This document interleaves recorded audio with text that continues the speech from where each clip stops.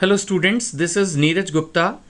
In this video of your first chapter, ninth video, we will discuss about middle level management. पिछली video में हमने top level management के बारे में पढ़ लिया था कि टॉप लेवल मैनेजमेंट जो है वो ओवरऑल ऑब्जेक्टिव्स डिफाइन करती है, फिर उसके बाद उसके लिए रिसोर्सेज जनरेट करती है। लास्ट में हमने पढ़ा कि वो गवर्नमेंट के टैक्सेस को पे करना, कंपटीटर्स को देखना, टेक्नोलॉजिकल अपग्रेडेशंस के ऊपर ध्यान देना, सारे काम करती है। लेकिन नेचुरली फिर जब माइन्यूट डिटेल्स की वर्किंग आएगी, माइन्यूट डिटेल की बात आएगी कि भाई हर डिपार्टमेंट को, तो फिर किसी आदमी को एक अलग लीड करना पड़ेगा ना। मैं बड़ी ऑर्गेनाइजेशंस की बात कर रहा हूँ, पिछली बार भी ये बात हुई थी, पिछली वीडियो में भी ये बात हुई थी कि भाई छोटी कंपनी में तो चलो एक आदमी सारा कुछ देख लेगा, बट जहाँ पर हजारों एम्प्लॉयज़ काम कर रहे हो, करोड़ों अरबों की टर्नओवर हो, तो वहाँ तो डेफिनेटली फिर अलग अलग मैनेजर्स अपॉइंट करने होंगे जो रिस्पेक्टिवली अपने अपने डिपार्टमेंट को देखेंगे। जैसे प्रोडक्शन मैनेजर प्रोडक्शन को देखेगा, सेल्स मैनेजर सेल्स को देखेगा, एचआर मैनेजमेंट ह्यूमन रिसोर्सेज को देखेगी, यानी स्टाफ की अपॉइंटमेंट, उनकी ट्रेनिंग्स एक्सेट्रा, है ना। तो यही सब है बेसिकली मिडिल लेवल मैनेजमेंट में। और इसके अंदर हम क्या इसको प्रॉपरली तैयार करें, उसके लिए चलिए खोलिए अपना रजिस्टर, पेन लीजिए और शुरू कीजिए लिखना। ठीक है,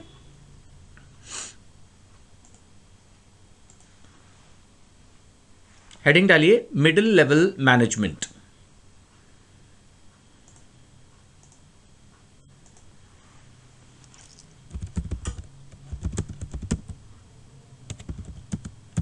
मिडिल लेवल मैनेजमेंट, राइट। सबसे पहले मैं कुछ पॉइंट्स लिख के आपको समझाऊंगा कि मिडिल मैनेजमेंट में, मिडिल लेवल मैनेजमेंट में कौन कौन लोग आते हैं, उनकी क्या डेजिग्नेशंस हैं, किस चीज़ के लिए वो बेसिकली रिस्पॉन्सिबल हैं, और फिर बाद में जैसा कि ट्रेडिशनली हम करते ही हैं, तीनों लेवल्स पे हमें यही बात स्टडी करनी है कि हम उनके मेन फंक्शंस को भी स्टडी करेंगे। ठीक है, तो सबसे पहले हम कह रहे हैं कि मिडिल लेवल मैनेजमेंट में आता कौन कौन है, दैट इज लाइक कौन कौन से डेजिग्नेशन एक कंपनी के मिडिल लेवल मैनेजमेंट में आते हैं। That is the first point we are to study. तो it consists of, middle level management consists of the heads of departments. जो भी रिस्पेक्टिव डिपार्टमेंट्स हैं उनके हेड्स जो हैं वो मिडिल लेवल मैनेजमेंट में आते हैं। जैसे इसमें आएंगे आपके finance manager,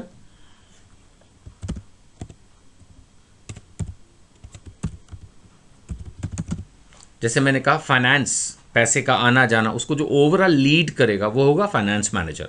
obviously finance manager के ऊपर कंपनी का प्रेसिडेंट या चेयरमैन, या जैसे हमने पिछली वीडियो में पढ़ा टॉप लेवल मैनेजमेंट के बारे में, उसके ऊपर चीफ एग्जीक्यूटिव ऑफिसर या chief operating officer, CEO, COO, ऐसी कोई डेजिग्नेशन, ऐसी कोई अथॉरिटी की ह्यूमन बीइंग उसको कंट्रोल करेगी, सभी मैनेजर्स को। तो लेकिन फिर भी फिलहाल हम ये कह सकते हैं कि मिडिल लेवल मैनेजमेंट में हर डिपार्टमेंट का जो हेड है वो भी अच्छी खासी हाई पोस्ट है, क्योंकि पूरे फाइनेंस डिपार्टमेंट का जो हेड है एक तरह से उसको हम मिडिल लेवल मैनेजमेंट में ले रहे हैं। इसी तरह से सेल और परचेज मैनेजर भी हो सकते हैं जो अपने रिस्पेक्टिव डिपार्टमेंट के हेड्स हैं।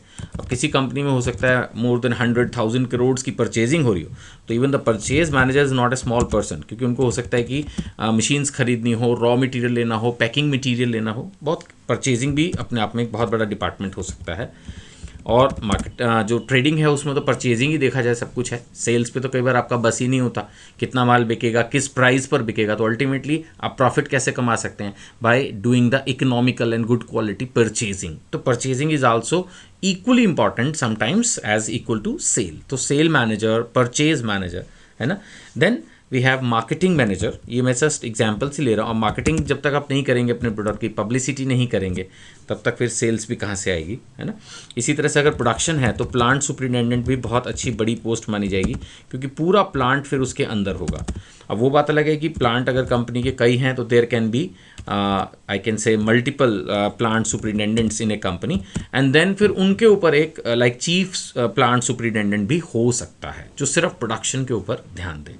तो ये जो डेजिग्नेशंस मैं आपको बता रहा हूँ, पढ़ा रहा हूँ, समझा रहा हूँ, लिखा रहा हूँ, ये कोई ऐसा नहीं है कि हार्ड एंड फास्ट है। बड़ी बड़ी कंपनीज़ में अलग डेजिग्नेशंस भी हो सकते हैं और इनसे ज़्यादा डेजिग्नेशंस भी हो सकते हैं। तो एज ए स्टूडेंट अभी आपको एक तरह से एक आइडिया दिया जा रहा है, ब्रॉडर आइडिया, है ना।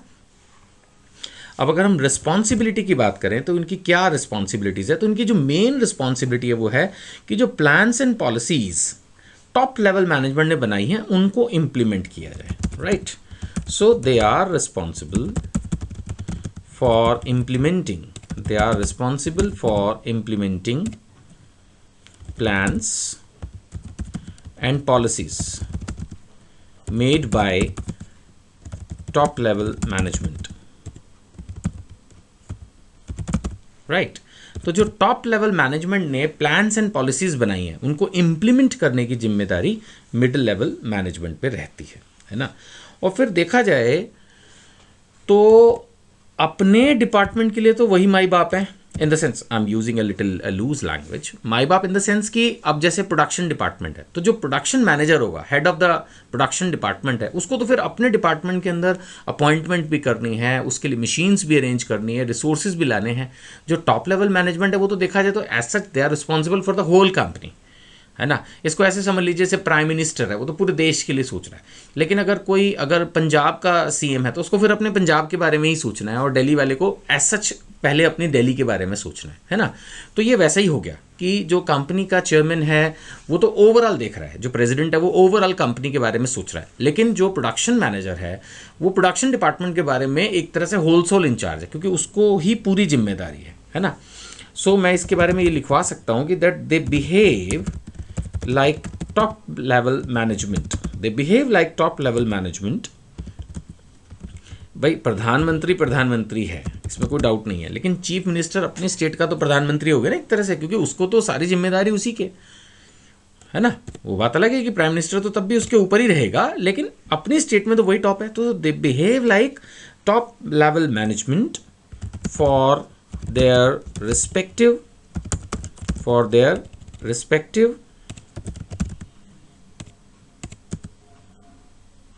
डिपार्टमेंट, है ना। Like creating plans, arranging human and other resources etcetera.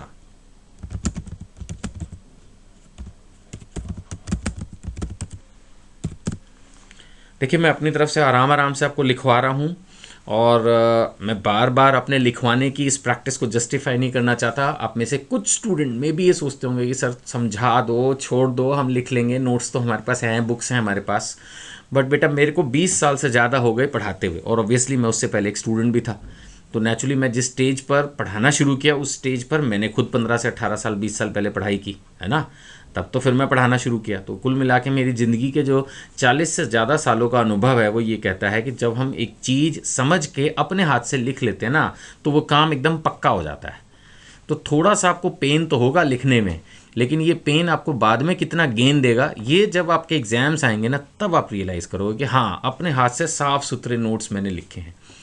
और मैं अपना प्लस पॉइंट बता रहा हूँ ये कि क्लास में जब आप कई बार नोट्स लिखते हो तो मे भी हो सकता है कोई स्पेलिंग एरर हो जाती हो, सुनने में लिखने में दिक्कत आती हो, माना टीचर क्लास में नोट्स डिक्टेट कर रहा है, मेरे नोट्स में तो कोई गलती भी नहीं होगी क्योंकि मैं टाइप कर रहा हूँ तो बिल्कुल आपको हैंड राइटिंग साफ साफ दिख रही है, चाहे मेरी हैंड राइटिंग कितनी भी ख़राब है, बट यहाँ तो टाइप हो रहा है, मोटे मोटे अक्षर में टाइप कर रहा हूँ, तो आपकी कॉपी में बिल्कुल correct to the point notes बनते जा रहे हैं। मैंने अपनी तरफ से पूरी कोशिश ये की है कि हर चीज़ भी कवर करूं और ज़्यादा लंबी कहानी भी ना करूं, टू दी पॉइंट नोट्स बनवा दूं, ताकि एक बार लिखने में जो टाइम लगे आपका लगे, बट बाद में जब एग्ज़ाम्स आएँ तो फर्स्ट क्लास टॉप आपकी जो है रिवीजन भी हो जाए और तैयारी होकर आप फटाफट पेपर लिख पाएँ, है ना। चलिए अब हम और थोड़ा सा इसके बारे में डिस्कशन करेंगे। एक आखिरी बात जो फीचर्स कह लो मिडिल लेवल मैनेजमेंट का वो ये कि that they are like a link between the top level and the lower level. बीच में है ना मिडिल लेवल मैनेजमेंट, तो ऊपर और नीचे वालों के लिए एक तरह से they are behaving like a link. So they are a link between top level and lower level management.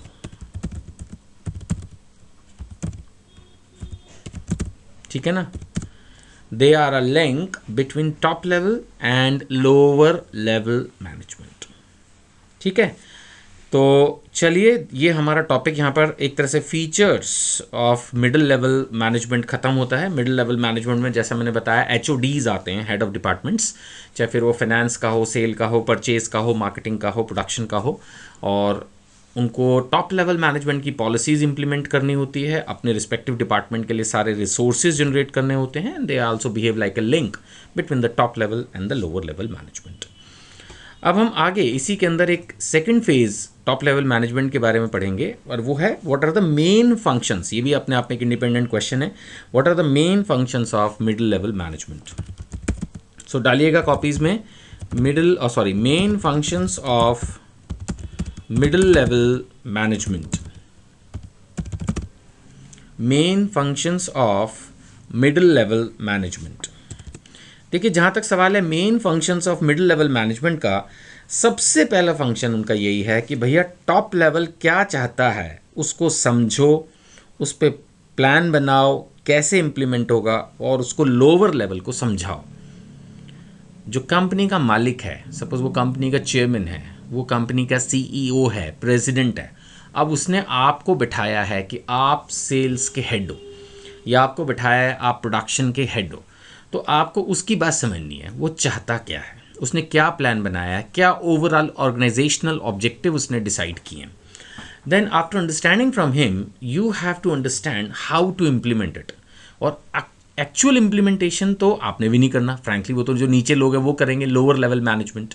तो एक तरह से आप एक लिंक हैं, यहीं से फिर शुरू हो रहा है ना, जो भी ऊपर ही हमारे टॉप पे आया था फीचर्स में, अब वो फंक्शंस में भी आ रहा है कि you have to understand the plans and policies जो भी टॉप मैनेजमेंट में बनाई, और उसको अपने लोअर लेवल मैनेजमेंट को कम्युनिकेट करना है। That is your priority. So please note down the first point, understanding the plans and policies framed by top level management। यानी सबसे पहले आप खुद समझिए, अगर आप एक मिडिल लेवल मैनेजर हैं, आप हेड ऑफ द डिपार्टमेंट हैं, तो कंपनी का जो मालिक हैं, जो बोर्ड ऑफ डायरेक्टर्स हैं, वो क्या चाहते हैं, आप उसको समझिए। Understanding the plans and policies framed by the top level management. And सिर्फ समझने से काम नहीं चलेगा, काम आगे भी तो बढ़ाना है ना। And you have to communicate. So next job is communicating to lower level management, है ना। And the next job is first understand the plans and policies framed by the top level management, and then communicating to the lower level management। ठीक है, so this is the first function। We were discussing about the main functions of middle level management। तो हमने first इसमें point study किया, understanding the plans and the policies framed by the top level management. Right, चलिए आगे लिखिए अपनी copy में second point. Second point है हमारा कि भाई आपको अपने रिस्पेक्टिव डिपार्टमेंट के लिए, जैसा मैंने कहा कि you are like a top level management for your department, तो आपको सारे रिसोर्सेज जनरेट करने पड़ेंगे, है ना। So your second job, your second function is organizing the resources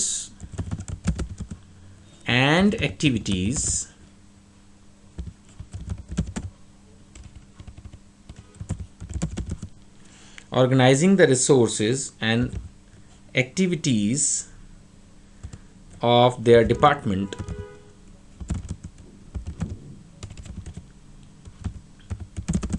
क्या बोला मैंने, organizing the resources and activities of their department being HOD, head of department। तो उनको अपने जितने भी डिपार्टमेंट हैं, मतलब अपना जो भी डिपार्टमेंट है, उसके लिए ऑल रिक्वायर्ड रिसोर्सेज जो है वो जनरेट करने होंगे। और उसके लिए चाहे फिर उनको ह्यूमन रिसोर्सेज चाहिए, चाहे उनको इक्विपमेंट रिसोर्सेज चाहिए, चाहे उनको फंड्स चाहिए, चाहे उनको टेक्निकल नॉलेज चाहिए, जो भी चाहिए वो उनको वो सारे रिसोर्सेज जनरेट करने होंगे। तो इसी के कंटिन्यूशन में आप समझिए कि हमारा जो नेक्स्ट जॉब आ गया वो आ गया appointing and training of staff for their department, है ना। उनको अपने जो डिपार्टमेंट है उसके लिए जितना भी स्टाफ चाहिए उसको भी वो ऑर्गेनाइज करेंगे, है ना। तो जो मिडिल लेवल मैनेजमेंट है, जैसा मैं अभी तक आपको समझा रहा हूँ, मिडिल लेवल मैनेजमेंट अपने रिस्पेक्टिव डिपार्टमेंट का हेड है, उसको प्लान समझ के इम्प्लीमेंट भी करना है, लोअर लेवल से काम भी करवाना है, रिसोर्सेज भी जनरेट करने हैं, और जितना भी स्टाफ रिक्वायर्ड है किसी भी एक पर्टिकुलर काम के लिए वो सारा स्टाफ भी उसको फाइंड आउट करना पड़ेगा, अपॉइंट करना पड़ेगा, उनको ट्रेन करना होगा, मोटिवेट करना होगा। ये भी आगे पॉइंट्स में आ जाएगा, क्योंकि सिर्फ अपॉइंट करने से तो काम चलेगा नहीं, उनकी बेस्ट परफॉर्मेंस इंश्योर करने के लिए उनको मोटिवेट भी करना होगा।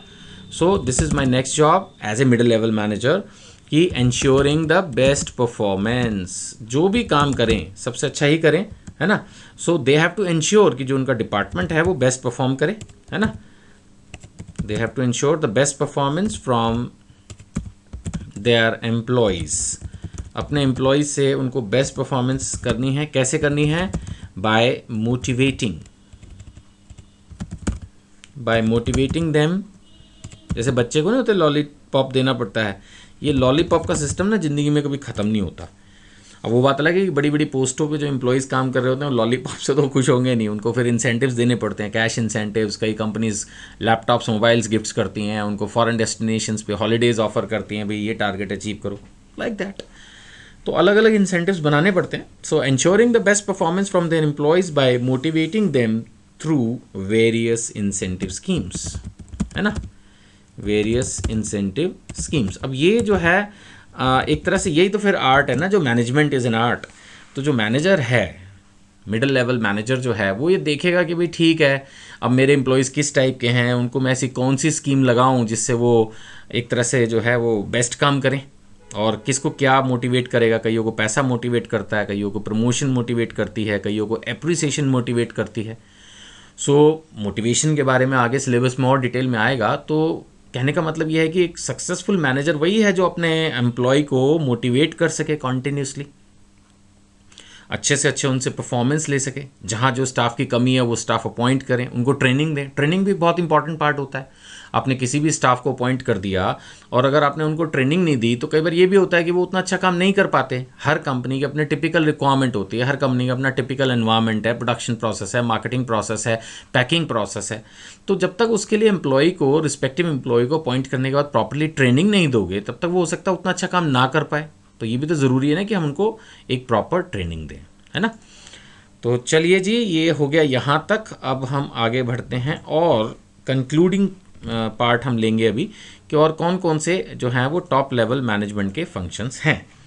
तो पांचवा हमारा पॉइंट आ रहा है कि हमने अपने एम्प्लॉयज़ को कंट्रोल करना है। कंट्रोलिंग में क्या होता है? लुकिंग बैक, ये देखना कि उनकी जो परफॉर्मेंस है वो प्रॉपर है या नहीं, जो हमने टारगेट दिए थे वो अचीव हुए नहीं हुए, उन्होंने कैसा काम किया, है ना।